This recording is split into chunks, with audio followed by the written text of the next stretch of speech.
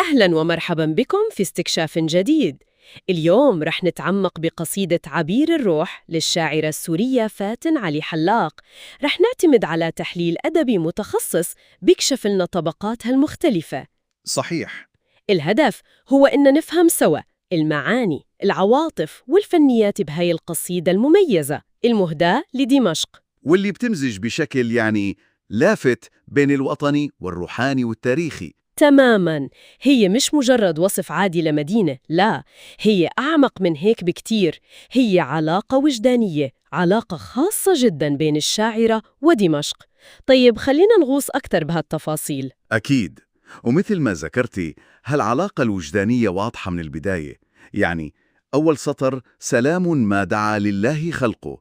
مش بس تحية، لا، هو فوراً بحطنا بجو جو تقديسي تقريباً، كأن القصيدة كلها صلاة لدمشق. بالضبط، وهذا بيظهر كمان بلغتها الشعرية. اللغة فيها عذوبة وفيها قوة بنفس الوقت، يعني لغة جزلة فعلاً. قادرة تحمل هالمشاعر الكبيرة. إيه نعم، وفي صور بتعلق بالذهن مباشرة، مثل نسائمها عبير الروح يتلى. يا سلام. هي مش مجرد ريحة حلوة، صح؟ كأنها دمشق نفسه، في شي مقدس، شي روحاني. تماماً، هاي هي النقطة. والصورة الثانية لها وجه كحور العين شعت. هو ما عم بيوصف شكل مادي قد ما هو عم بيحاول يمسك جمال غير عادي. جمال روحاني يعني؟ بالضبط، جمال بيتجاوز الحجر والبشر. والتحليل الأدبي بيشير إنه هاي الصور بتخلق مثل هالة حوالين المدينة، بتخليها أقرب للمثال الأعلى. مثالية وروحانية. طيب، وإلى جانب هالصور القوية، كيف شفت البناء الموسيقي للقصيدة؟ البناء الموسيقي كمان متين جدا، فيه التزام واضح بالأوزان والقوافي. التقليدية طبعاً. إيه نعم، وهذا بيعطيها انسيابية، تناغم موسيقي مريح للأذن وبيخدم المعنى. يعني الموسيقى مش مجرد شكل خارجي؟ أبداً، هي بتعزز الإحساس العام بالقصيدة، الإيقاع الموحد، القافية، ومع تكرار عبارات معينة. مثل شو؟ مثل رجال الله أو دمشق حبيبة الرحمن. هذا التكرار قصدي بيحول النص لشيء بيشبه الأنشودة أو اللحن الملحمي. فالتكرار هون دان الشاعرة، ويمكن بالوجدان الجمعي كمان. وهذا بياخدنا لجوهر الموضوع، الوطنية الصادقة، الاعتزاز بتاريخ دمشق.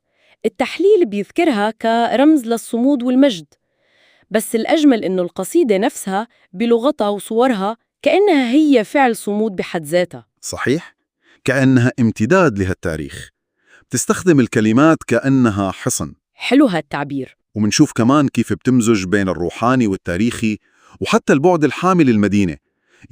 بتستحضر البعد الديني بجملة فيا طوبى لها قد قال طه، ومباشرة جنبها بتصور دمشق المحروسة بقوة أرضية بس إلى بعد روحي، رجال الله تحرسها وجنده.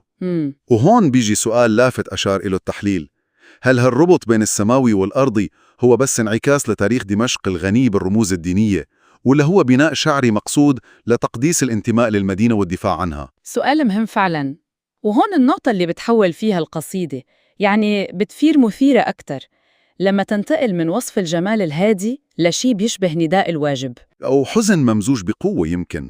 بالضبط.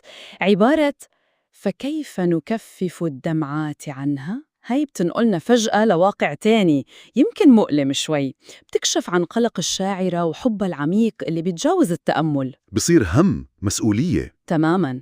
وهذا التحول مثل ما بيلمح التحليل بيعكس حقيقة مهمة، إنه الحب الحقيقي للأوطان بيظهر أكتر شيء بأوقات الشدة.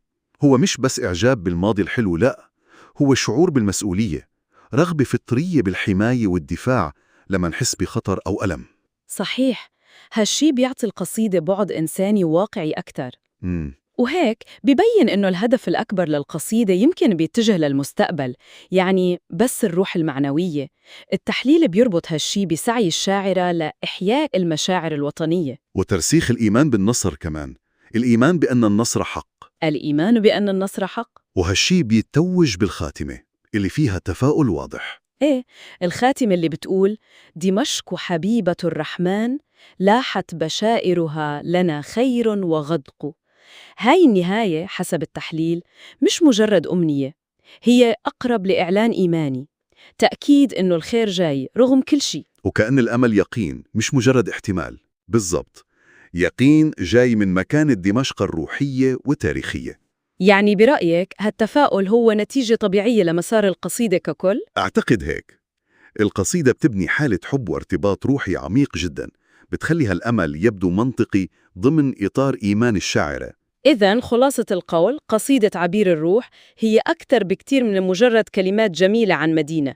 هي شهادة حب، فعل إيمان، تعبير عن صمود، بتمزجي جمال الروحاني بالاعتزاز الوطني. وبتنتقل بسلاسة، يعني من التأمل للنداء، نداء القلب المليان أمل وقلق بنفس الوقت. صحيح. وهالشي بيخلينا نفكر بنقطة أعمق شوي، يمكن التحليل أشار لها بشكل غير مباشر. كيف ممكن الشعر يكون أكثر من مجرد فن؟ كيف بيقدر بلحظات معينة بظروف تحدي أو حنين إنه يحفظ الذاكرة الجماعية؟ ويكون مصدر للأمل. وممكن حتى شكل من أشكال المقاومة المعنوية. يعني لمدينة مثل دمشق بتاريخها وحاضرها المعقد، شو الدور اللي ممكن يلعبه هيك نوع من الشعر بتشكيل رؤية أهلها ومحبيها لمستقبلهم؟ سؤال بيضل مفتوح للتفكير.